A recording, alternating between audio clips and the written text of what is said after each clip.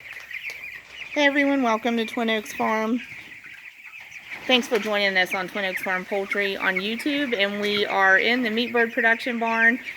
Appreciate you joining us here. We're taking a look at the flock of 300 plus Cornish rock cross meat chickens that are being raised for poultry production. They will be processed for homegrown top quality poultry when they turn 6 weeks old, and this breed specifically has the genetics.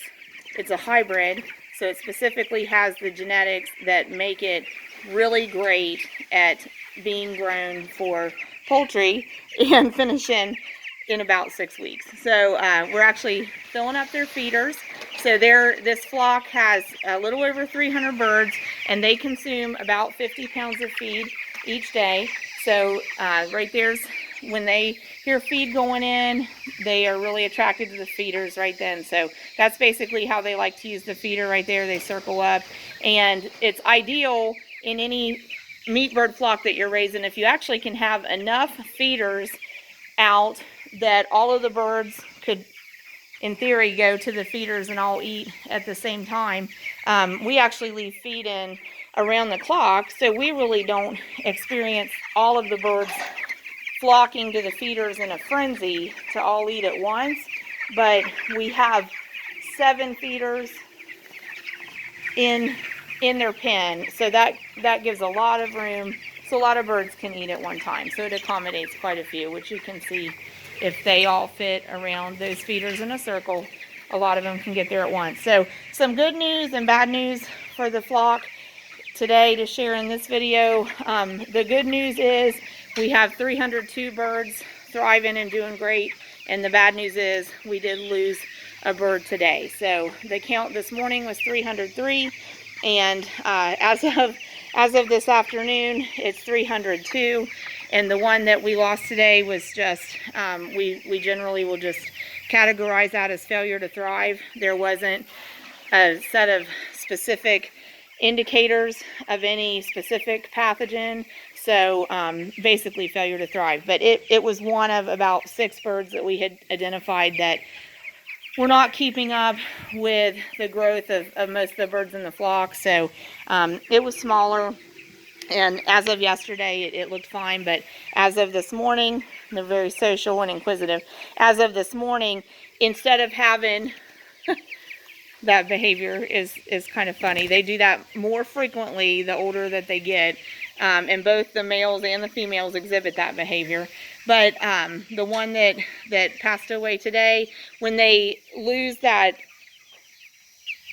upright and very active looking posture, and they become droopy and lethargic looking and kind of just drawn, then that's an indicator that they probably aren't going to make it. So, and they get really rough, feathered looking on the back of the neck. So we were seeing all those indicators in that bird. So that bird passed away today, but it did not suffer long. So even best case scenario, meat chickens are not long for this world. We process them at 5 or 6 weeks old into poultry, but some of them have a hard time even making it through the short production cycle. So that was the case with that one. But 302 nice looking thriving birds are doing well. So wanted to show you the bedding material here in the pen. And we've talked about the flooring material before. Our flooring material is called limestone screenings. It's not gravel. It looks kind of gravelly. So that's basically what it looks like with no bedding on it. And the 2 features of it that we really like and why we use it is very compactable. So it makes a nice hard base, and it also sheds water. So moisture is still able to drain away from our building, drain down through that. We do, however, want to cover that in order to put livestock on it, including poultry. So our preference for bedding material is pine shavings, and that's basically what you're seeing down in their pen here. So it is interesting right here in front of us where the waters are. This area was used by the birds from day 1 to 14. we had them confined to just right here where these waters are. And then as of day 14, not sure what they're after. Oh, one has a leaf. So it's a prize. So then everybody wants it. So there, it's still right there. So on day 14, we expanded out to this side. So they've had that available and in use for about 3 days. And then on day 16, we went ahead and opened up and expanded out to this side. And we only had about a half a bag of bedding material available to put on this side. So we can see here, you know, where they've manured, it's laying on top of the flooring. There's not anything there to really absorb that. And that can become kind of a slippery thing there on top of the flooring. So we will be adding more bedding on top of that. But I thought it would be interesting to see it there the way it looks if it's really not well bedded. So that would be kind of undesirable. We want to have more bedding on the floor than that. Here it's a little more compacted because there is a layer of compacted bedding under the fresh bedding, but you can see what's on top is functioning effectively, and it's able to absorb the moisture that the birds put out in the manure, because remember, in chickens, the manure also includes essentially urine.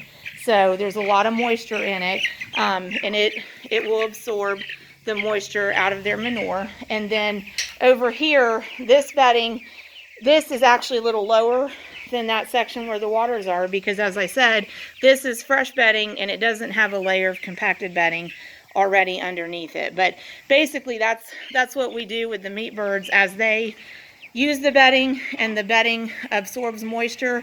If it gets to the point where it's maxed out on what it can absorb, we need to put more bedding on top of it. And it's actually ideal to put fresh bedding on top of it before it becomes really compacted and holding a lot of moisture, because that can actually cause some burns on the skin on the bottom of their feet and on their underbelly and on the chicken's breast. You can actually get like a breast blister from ammonia burns, or just even if for some reason too much moisture is held in the environment on that flooring and the birds are laying against that more or less constantly, that can be an issue for them. But we do prefer pine shavings.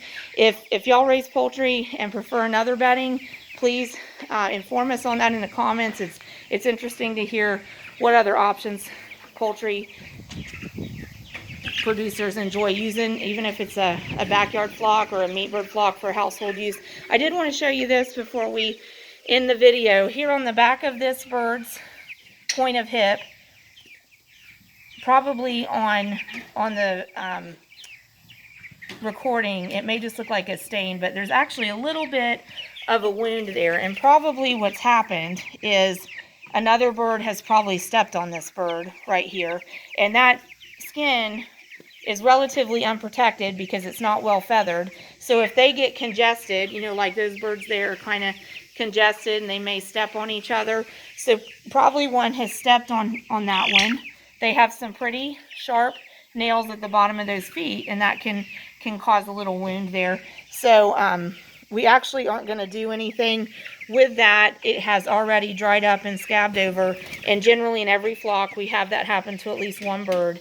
And our experience has been, if it dries up and scabs over, it's going to heal, and we're actually better off not putting anything on it, not treating it, and not drawing any attention to it, because if it stands out and grabs attention from the other birds, they would maybe pick out at it and cause the wound to get bigger. So that one's looking like it's going to heal well, and that bird's going to be just fine. And even when we get them to the USDA inspected processor, that doesn't cause a problem for the meat that's being produced underneath. So we're going to wrap this one up. Put any questions you have in comments or any feedback you'd like to share with us, and please subscribe to Twin Oaks Farm Poultry if you haven't. And thanks for joining us and seeing behind the scenes of producing top quality chicken.